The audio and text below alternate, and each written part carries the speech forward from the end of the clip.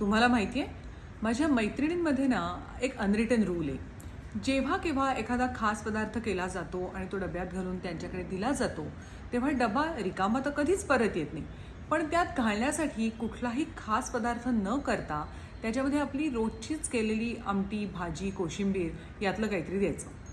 एकाच भाजीच्या प्रत्येक घरात करण्याच्या पद्धती वेगळ्या असतात आणि तो छोटासा बदलसुद्धा चवीमध्ये मात्र मोठा बदल देऊ शकतो. तेव्हा मी ठरवलं की आज मी माझ्या किचनमध्ये बनणारी लाल भोपळ्याची भाजी तुम्हाला दाखवावी. कदाचित काही जण म्हणतील, यात काय नवीन आहे, आम्ही अशीच करतो. काही जणींना वाटेल की अरेच्या काहीतरी वेगळं बघायला मिळालं. आणि अशा काही जणींच्या स्वयंपाकघरात जरी मी थोडासा जरी स्पाइस ॲड करू शकले तरी मला त्याचा आनंद होईल. तेव्हा बघूयात लाल भोपळ्याची भाजी. लाल भोपळ्याच्या भाजीसाठी सगळ्यात आधी मी इथे थोडंसं पाणी गरम करायला ठेवलं आहे.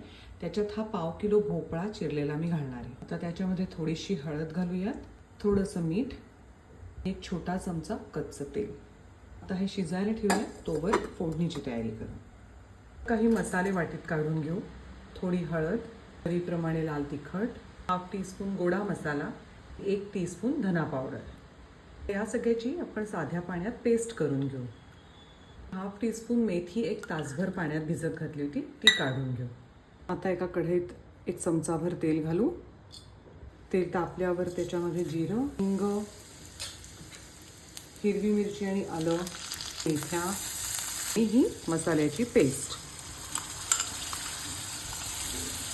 तसं पाणी. आपला लाल भोपळाही शिजून तयार आहे. तो आपण साधारण 80% शिजवायचा आहे. उरलेलं आपण ह्या मसाल्यामध्ये शिजवणार आहोत. तो मी ह्याच्यात घालते. आपल्याला जर का रस हवा असेल तर ज्या पाण्यात आपण लाल भोपळा शिजवला तेच थोडंसं ह्याच्यात घालायचं. आता ह्याला चवीप्रमाणे मीठ, कारण आपण भोपळा शिजवतानाही थोडं मीठ घातलं होतं, तेव्हा मीठ घालूयात. अर्धा चमचा साखर. डावानी ह्या भोपळा थोडासा आणखीन असं दाबून घेणार आहे.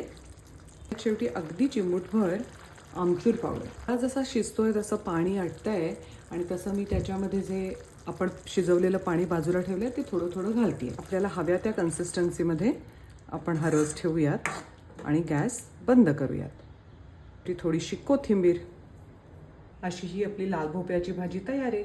भेटूयात भाकरी टू ब्राउनीच्या पुढच्या एपिसोडमध्ये. बाय.